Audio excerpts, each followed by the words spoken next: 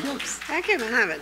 Good. All right, now I'm going to be Vanilla Rajaguru for a few minutes and read the paper that is pretty short, but she would have presented had she been here.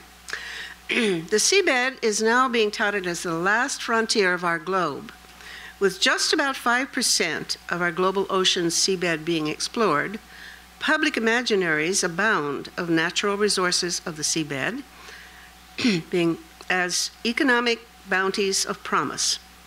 The race among nations to occupy the seabed has started in this new millennium. This race has taken the form of an international competition for resource exploration permits and contracts to drill the seabed to 500 meters and more in search of rare minerals and metals like manganese, cobalt, copper, and polymetallic sulfides.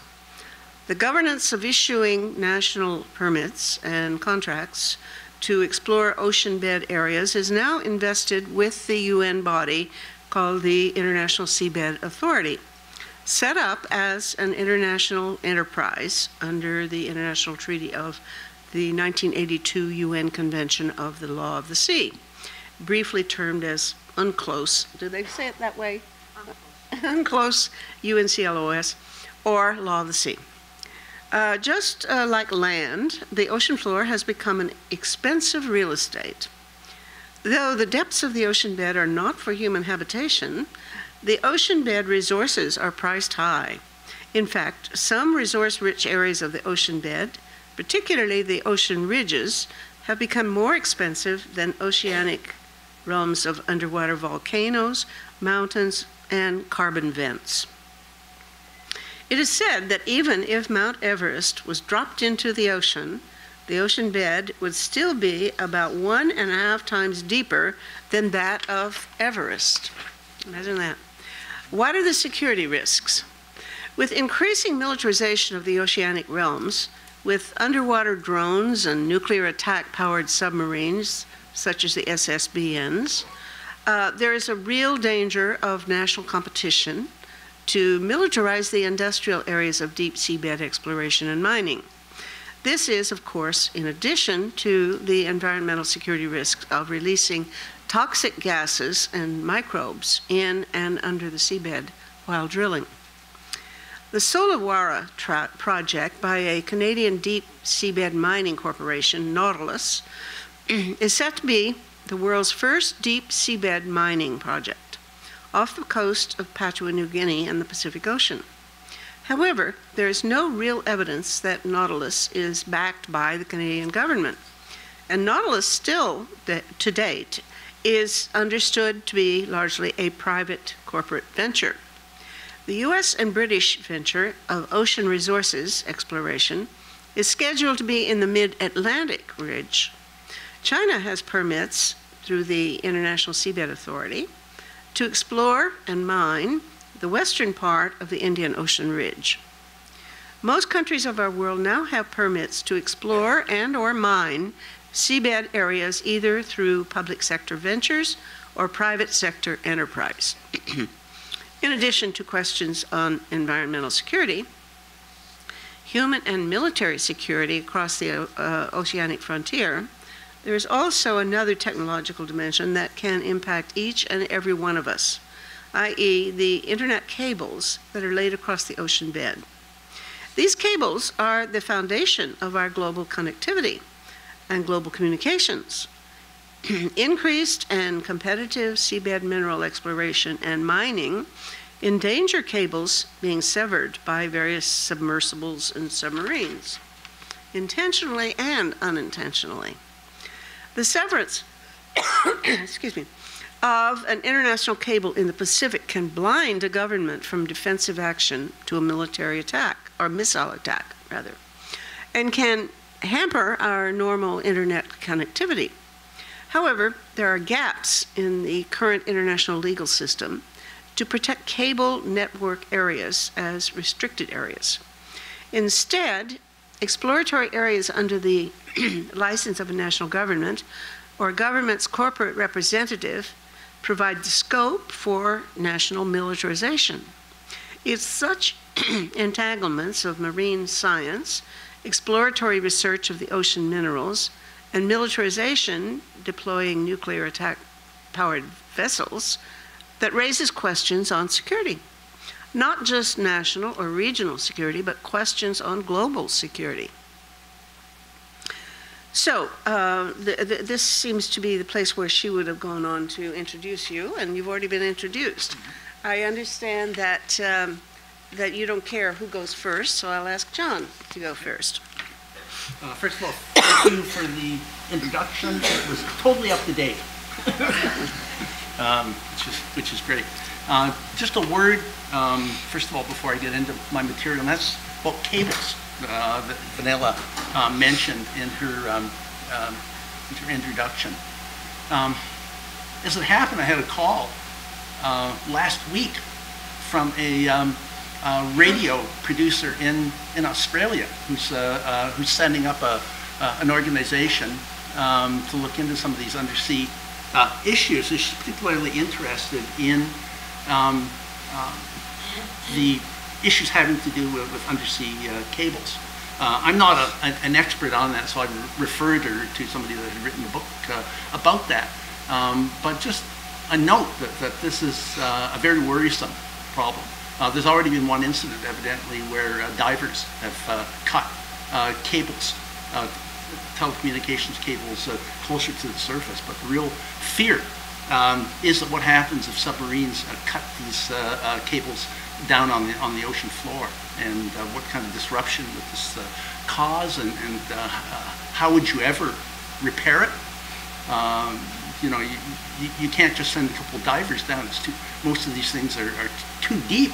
You would have to get a manned submersible vehicle, which are not easy to get anyways, and then go down to the ocean floor and somehow find it. And so this is, an area that hasn't been talked about a lot, but it's certainly one when we're talking about security issues and the ocean and that, the idea. I mean, if that happened, some of the cybersecurity issues that we're facing now would certainly seem minor compared to the kind of disruption that would happen if these cables were cut for nefarious reasons. Anyways, what I'm going to talk about are two things, and they don't overlap what Anna is going to talk about.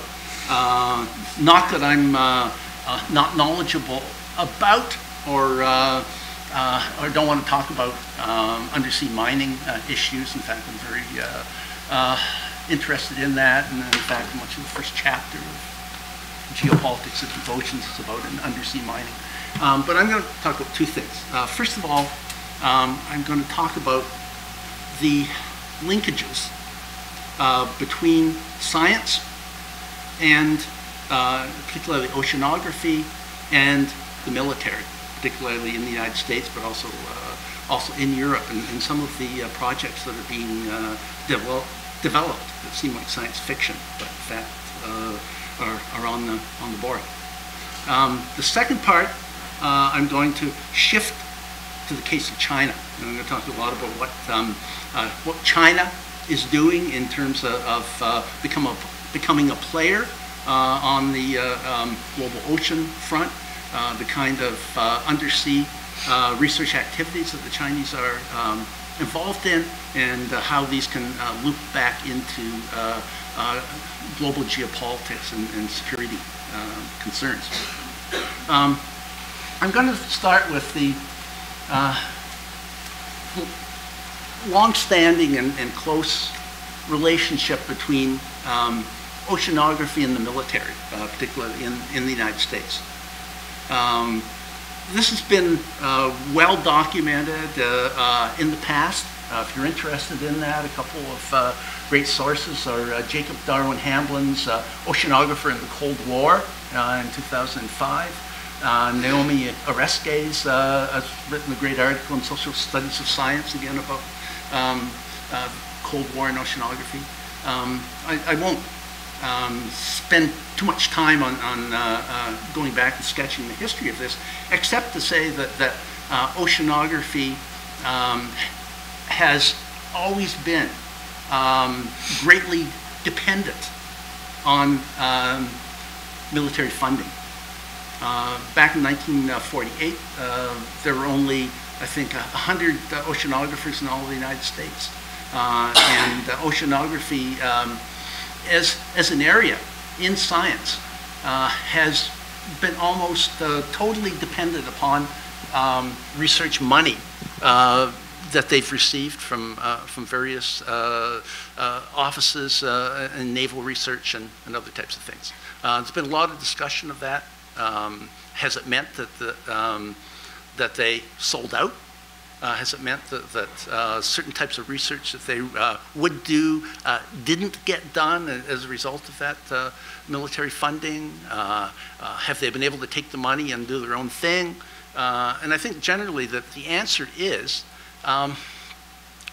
oceanography did move forward and has discovered all kinds of wonderful things, including the hydrothermal vents that were talked about earlier on.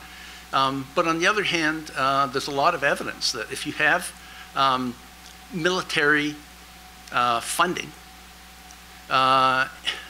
there are certain times in which the military comes calling and says, we want to use your submersible vehicle. And in the past, this has meant, for example, searching for a non-armed hydrogen bomb that went down to the bottom of the ocean, searching for submarines, both American and Russian, that had accidents and went down. And when that type of thing happened, then the various research institutions, the Scripps Institution and others, basically have had to stop the research they're doing, and that these kind of military demands have come first. So, whether that has in any way, shape, or form perverted the path of oceanographic research or not is certainly a much debated question. What I want to look at, though, are some of the technological initiatives which have been happening over the last decade. Now, most of these are, as they say, under construction. They have been funded. They've been tested. I don't know how many of these are actually in place. But one of the interesting things about it is in each one of these cases, these are a partnership. And they're a partnership between some arm of the U.S. military, or in one case the EU, and consortiums of universities, university science institutions and others. So let me just tell you a couple of these things. We start with something called, and these all have these names that look like they come out of central casting at the U.S. Office of Naval Research. Acoustic thermometry of ocean climate. And they all have acronyms too. This is ATOC, A-T-O-C. This was an initiative that was actually encouraged by none other than Al Gore. So you might say, what's Al Gore doing involved in this? Well, somebody observed that sound travels more quickly in warm waters. So it occurred to Al Gore, oh, well, this would be a way then of measuring global warming, right? If we could send out sound waves and see how quickly they're going, and then we could have some kind of measurement as to what's happening with global warming. The Scripps Institute of Oceanography and various partners undertook this in conjunction with the U.S. Defense Department.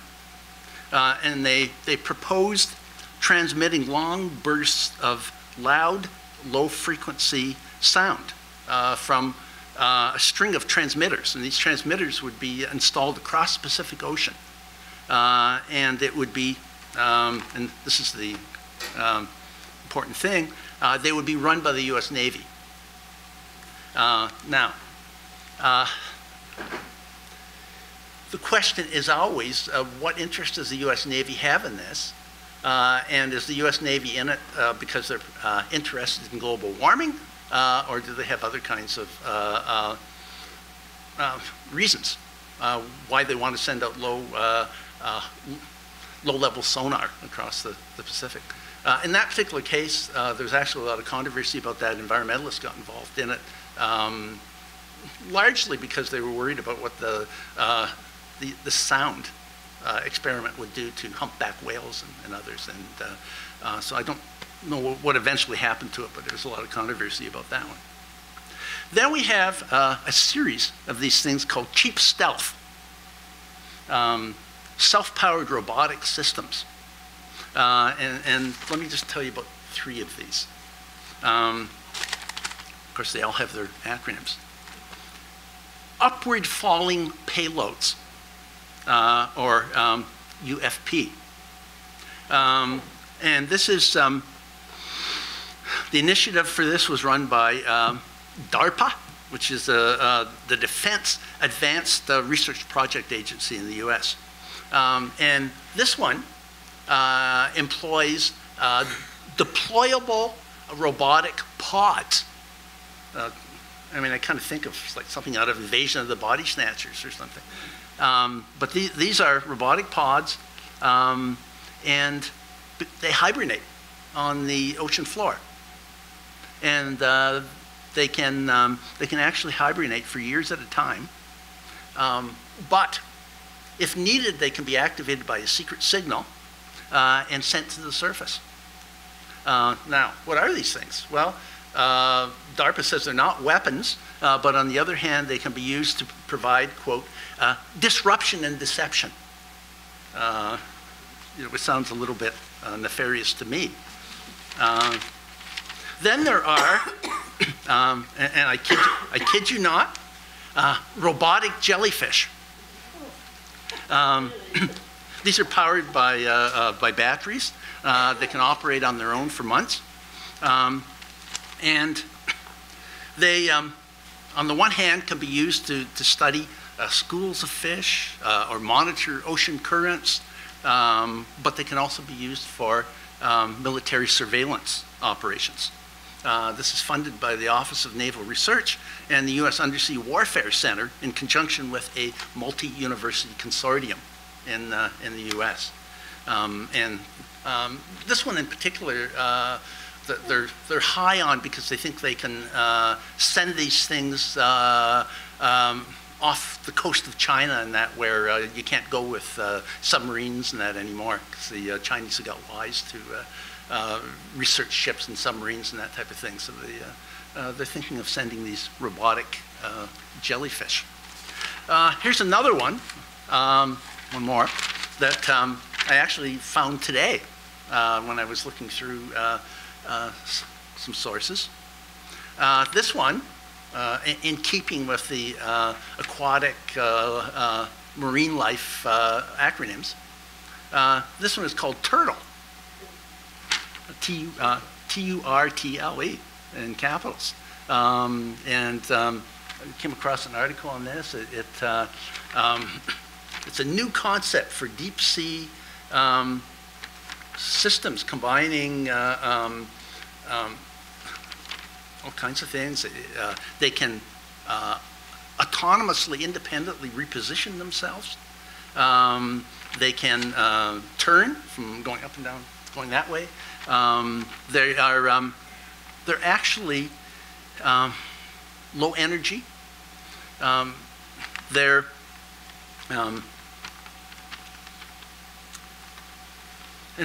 These are developed by the European Defense Agency. So this is a European project along with various national and European funds and academics. It's described as a civil and military success story. And again, it on the one hand, is being pitched by saying it allows seismographic data gathering, acoustic monitoring, and this type of thing. On the other hand, if you look at the way these things are are operated, they're fixed on the sea bottom in observation mode, but then they can be controlled and again sent in various directions if needed.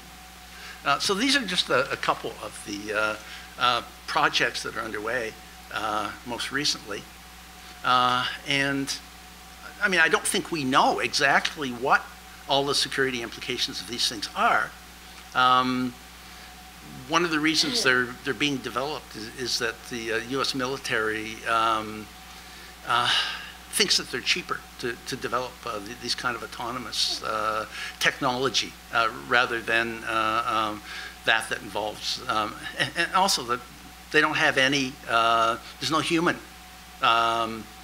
element in it. So they think it's a low-cost way to ramp up security for whatever reason. Okay, I want to move now to another country that's really getting into undersea technology, and that is China. And it's not well known, but China, a decision has been made by the Chinese that the future for the Chinese is going to be for China to become a maritime power. There are different reasons for this. One author said, well, in fact, a lot of the land border disputes that China has had with its neighbors have now been settled, so they're turning to the oceans. But I think there's another reason that says a lot about the geopolitics of the future. And that is that the Chinese, if they're going to continue to develop economically, really need to turn to the oceans. Well, one example of this is has to do with fishing. And I didn't realize this until I read a couple of New York Times articles. But the Chinese are the largest nation of the world now when it comes to fishing. The Chinese have thousands of fishing vehicles that are spread out across the world. They fish their own waters out, and now they're spreading out. And in particular, the Chinese are fishing out along the coast of West Africa. And unfortunately, one of the things they're doing is they're putting African fishers out of business in nations like Senegal, and that the Chinese can harvest the same amount of fish in a week that the Senegalese fishermen do in a year. And one of the things it's doing actually is it's sending West African people in Senegal and other nations of West Africa into dire poverty, and they're having to attempt to make these trips across the Mediterranean, that type of thing, because their livelihood has been cut. The Chinese are voracious consumers of fish. They're the largest consumers in the world. They consume 1/3 of all the fish that are consumed in the world are now consumed by the Chinese.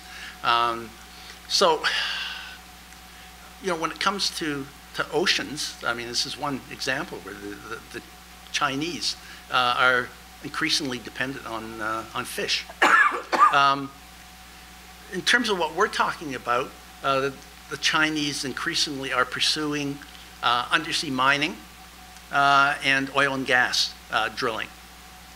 And in their last 5-year plan, in fact, these things were mentioned, I think, number 2 in priorities in their next 5-year plan. And they're emerging as a major maritime power. And one of their priorities is protecting their maritime interests. And what's interesting about this is that there's a close linkage here between the economic and the geopolitical.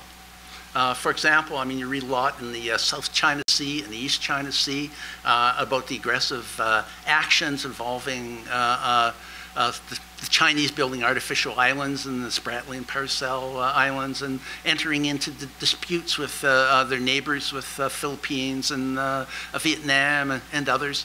And it's often thought, well, you know, are they doing this because they're attempting to flex their military and political muscle and establish a kind of Chinese empire?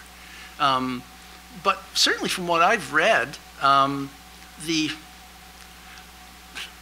reason behind this is maybe less geopolitical and more economic in nature.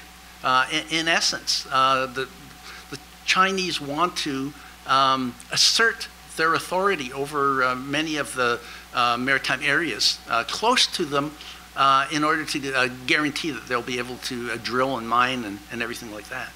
How am I doing time-wise? Am I well beyond? It's fine. You've gone about half an hour, so keep going if you want. Okay. So let me tell you some of the military, or some of the things that the Chinese are doing at the ocean bottom that have possible military applications. Most of China's deep-sea research since 2002 has been financed by something called the 863 program. And this is a government effort, primarily known in the past for promoting military projects. Deep sea technology and infrastructure development for the Chinese can be considered important diplomatic tools of power projection in China's assertive claims in the South China and East China seas. And what they have sometimes do is they will use technology that's being developed for economic and scientific reasons and bring it in for political reasons. So, for example, in a couple years ago, in order to support their actions in the South China Sea, they deployed state-of-the-art drilling platforms and started using them around the Spratly Islands, and ended up, this was a direct affront to the Vietnamese, who also claim that area. The Vietnamese sent in 29 ships, and there was one of these standoffs that happened as a result of that. The Chinese are developing, and they're developing fast when it comes to undersea technology. In 2012, they pulled off a successful dive of a manned submersible down to 7,000 meters. And encouraged by that, they have new initiatives. They're developing and have are running trials for underwater gliders. And one model, the Haiyai 2000, is shaped like a yellow torpedo with a pair of wings. It works noiselessly. It doesn't have an engine. It draws free power from the natural buoyancy of water.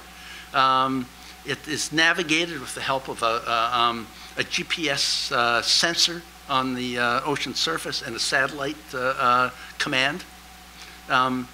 And it's capable of, measuring temperature, salinity, bottom depth, but we don't quite know what the Chinese really want to use it for. And then they have another big project they're putting a lot of money into. It's called China's Deep Sea Station. Now, at the moment, really, there's only one project worldwide that's operating successfully. There's an American project. They think they can put down a deep sea station that will operate for months or years. It will support 12 crew members, and here we maybe transition to what you're going to say. Its primary objective is for deep sea mining and discovery of oil and gas resources. So basically, the Chinese want to put down an undersea station with 12 people down there and use it as a kind of launching pad for oil and gas and mining kinds of operations.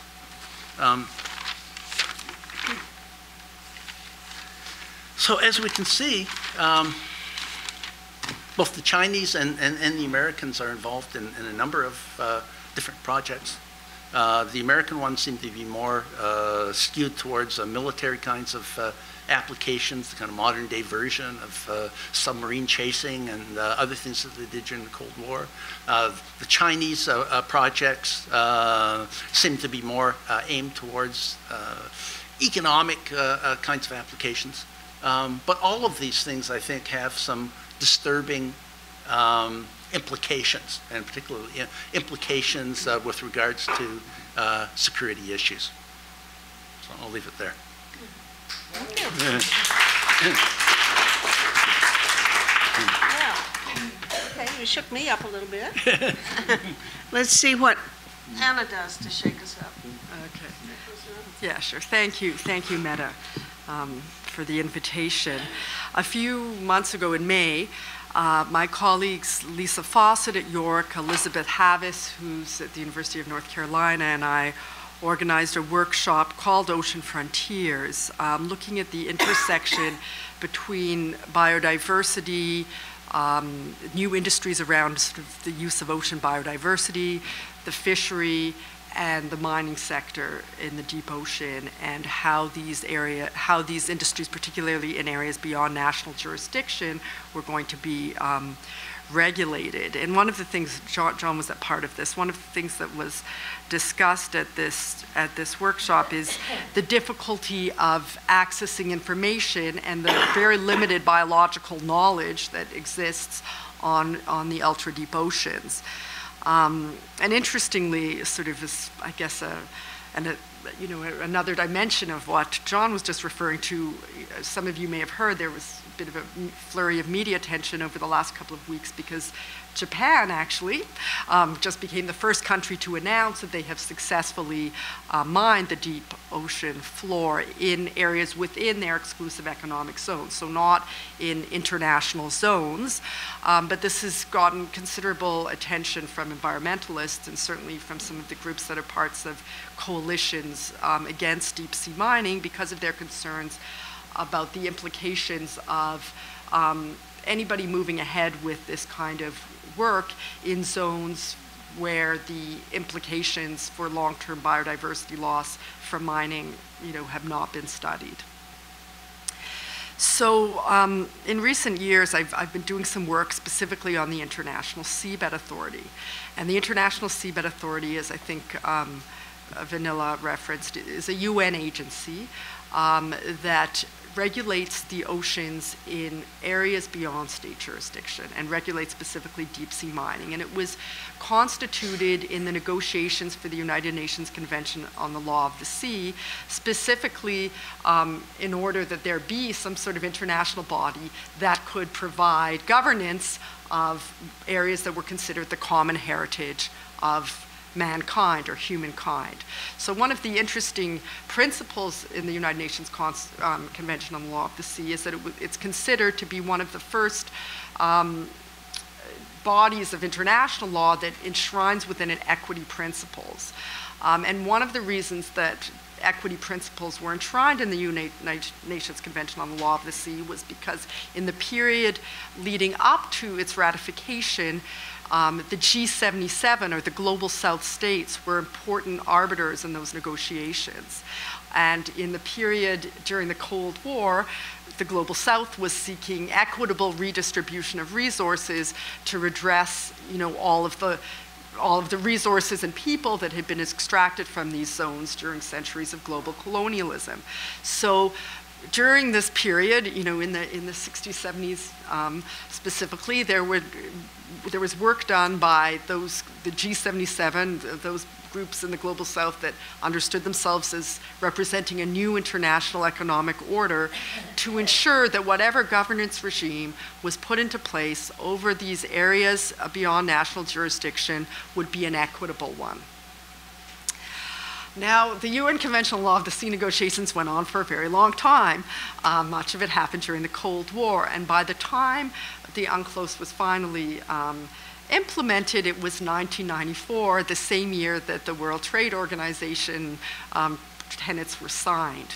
And so an implementation agreement was attached to the United Nations Convention on the Law of the Sea that had within it neoliberal principles, and that basically enshrined within it that market principles would ultimately determine the governance structure for these areas beyond state jurisdiction and possible extraction from those areas.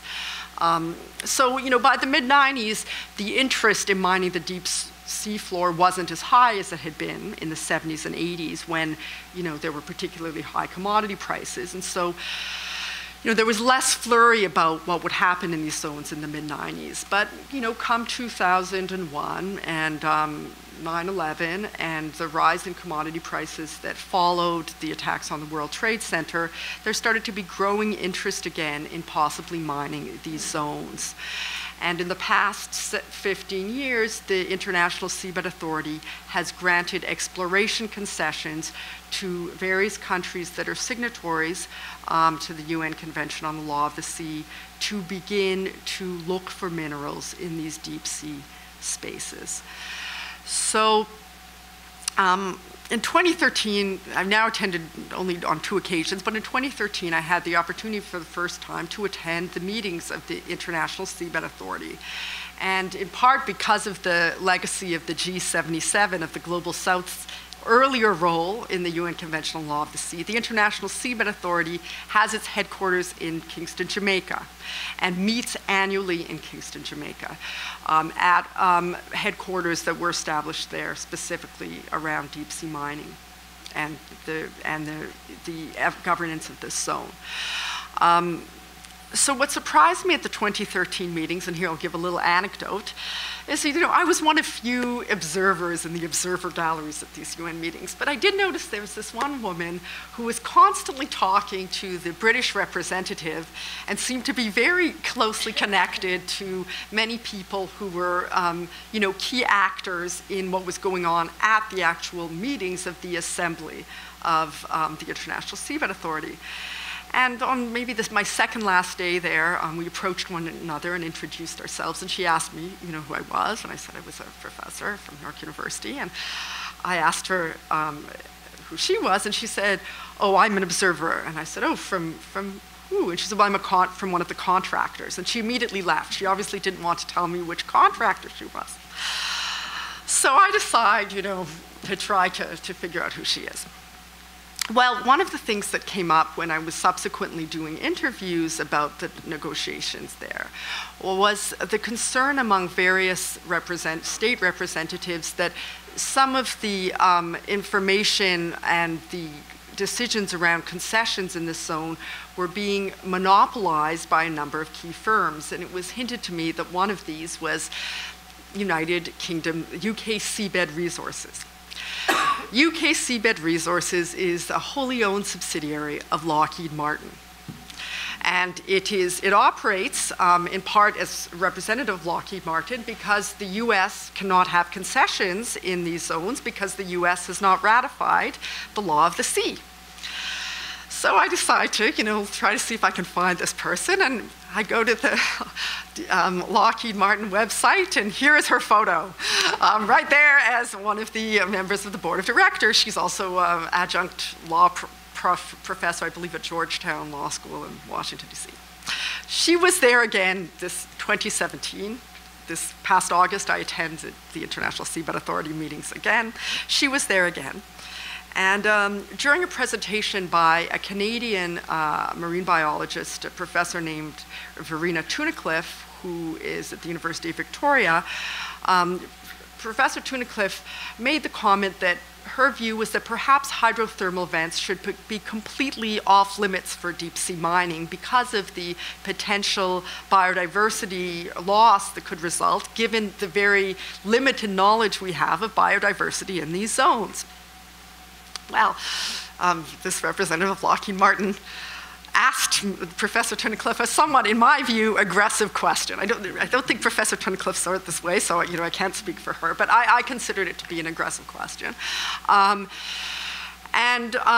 think it was because, frankly, she was one of the few people, or really the only person at the meetings that I attended, who actually said that deep sea mining in certain zones should not proceed. That in fact the risks, the biodiversity risks that could result from deep sea mining in the deep seabed in areas where we have extremely limited knowledge of what biodiversity is there, was something that we should have learned from sort of past history was exceptionally risky.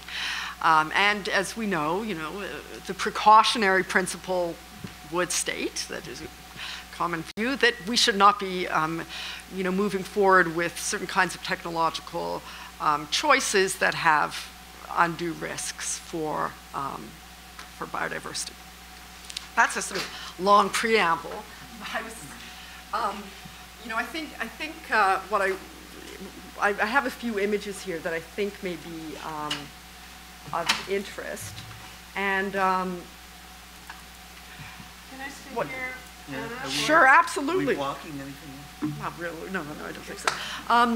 What I just want to point out is that, there's a sense now for people who might be kind of following, discussions or debates that you see in the business press about the oil and gas industry. There's this view that because of the very low prices of oil that currently dominate, that deep sea extraction is not viable, and certainly that ongoing exploration in the deep sea is being displaced by the movement to sort of rare earths, which are actually potentially mined in the deep seabed.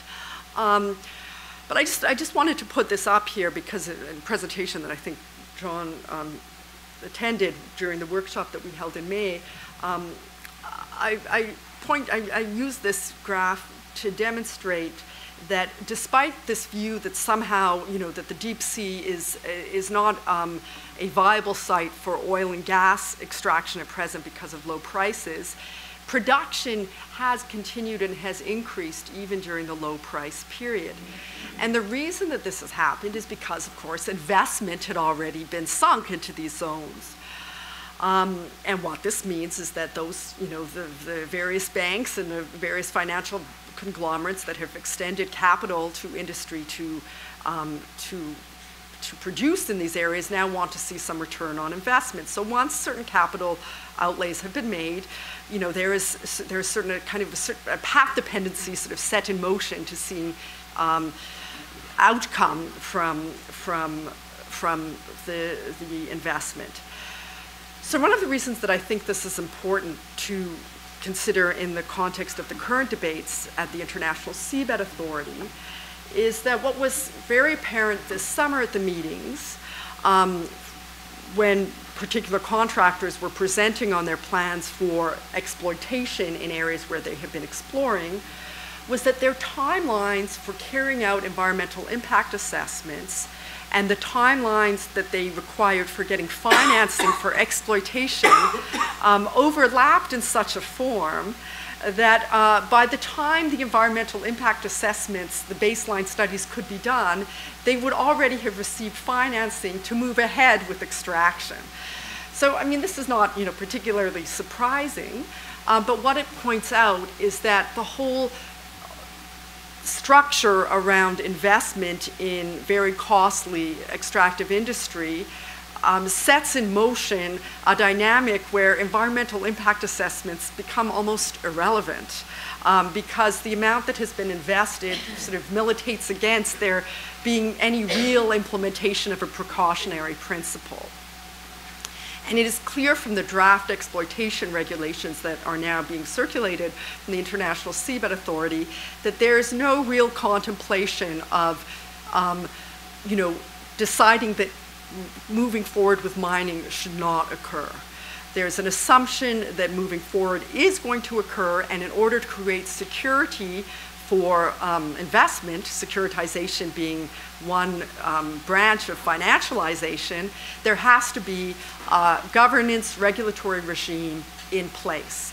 So the scramble to come up with a regulatory regime for deep sea mining has less to do, I think, with actually protecting the deep seabed, given that we have very little knowledge of what will be damaged should these activities move forward, and much more to do with providing a secure context for investment to occur and for finance capital to be raised.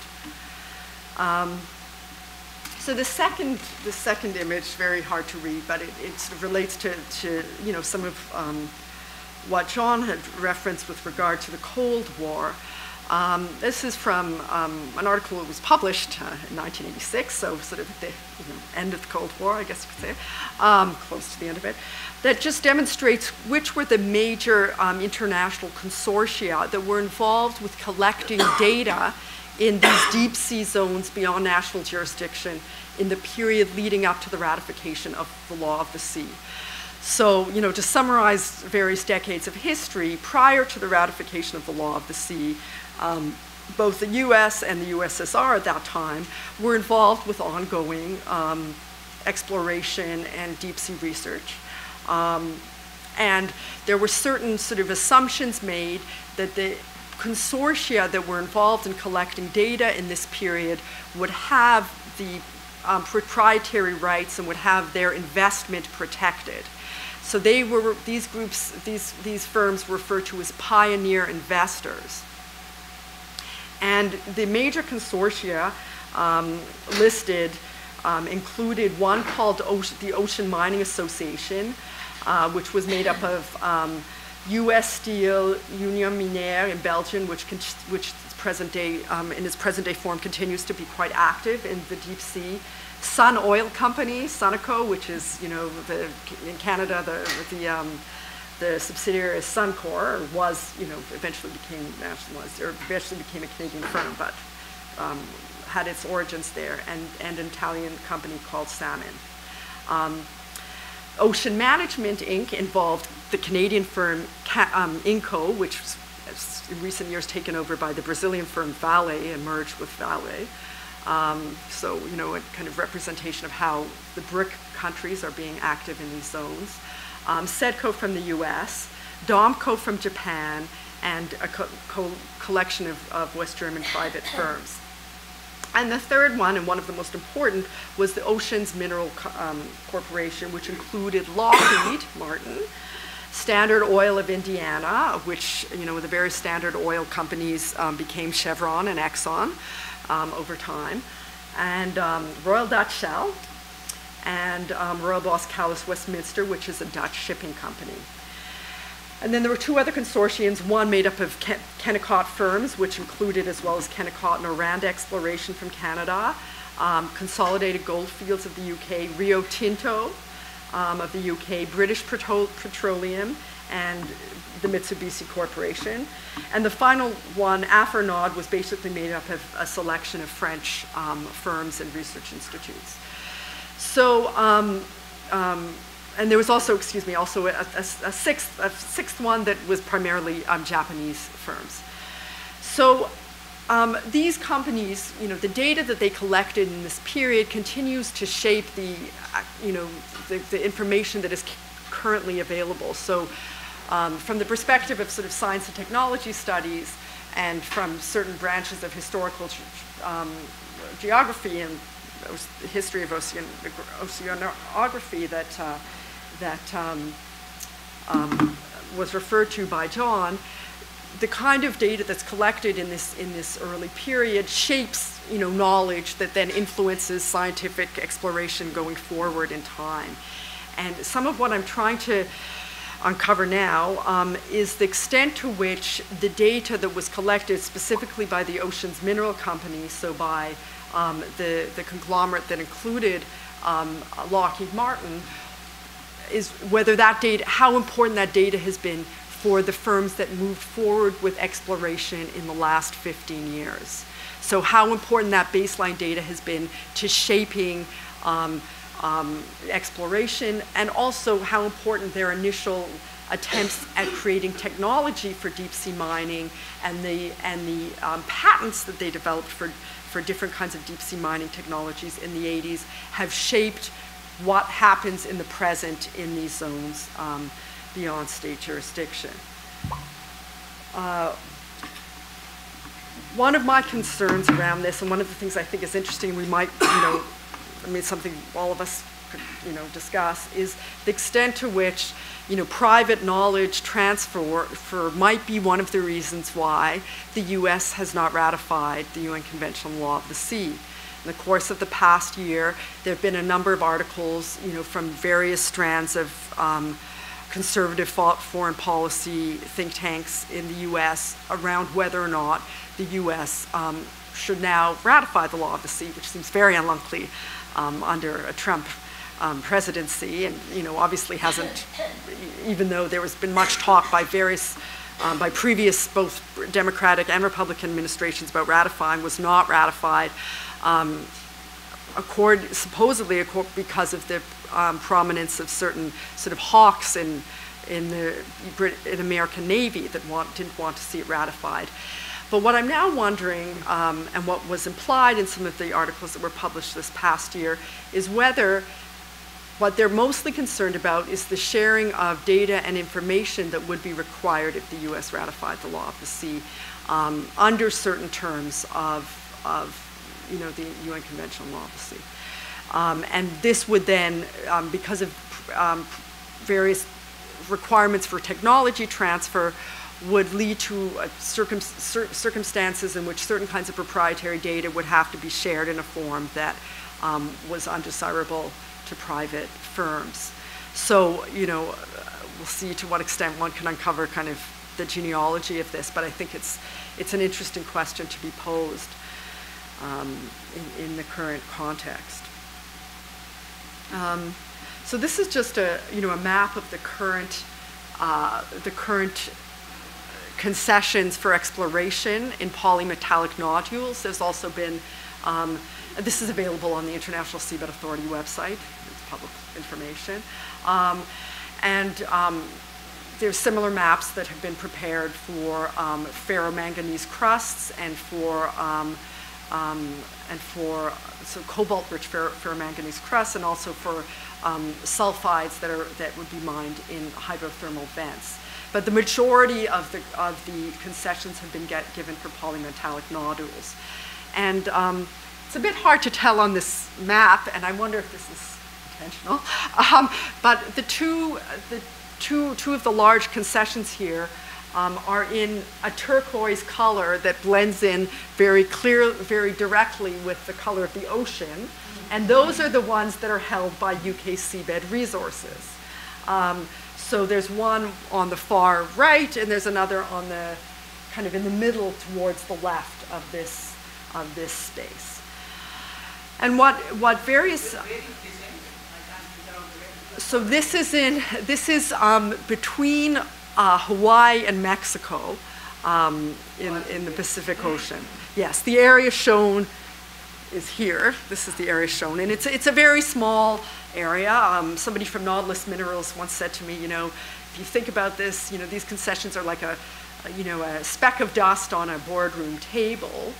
But what various studies by marine biologists are starting to sort of argue is that the impacts of plumes from mines might have, might be much, much broader than the particular site at which the extraction occurs, and given the lack of knowledge that one has of deep sea biodiversity, the implications for lost fauna that we have yet to discover are significant.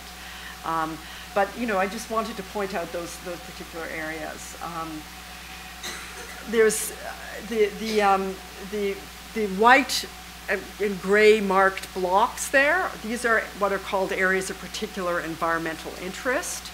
And various marine biologists have been involved with identifying them based on, information that they currently have about possible, biodiversity in these spaces. The other concessions represented here, some are the Cook Islands. The Pacific Islands have become involved with seeking sort of development returns from deep sea mining. China is represented here in sort of an orange-red, so the deep orange, not the bright orange. The bright orange is also one of the Pacific states, Kiribati, and the red is Nauru Ocean Resources.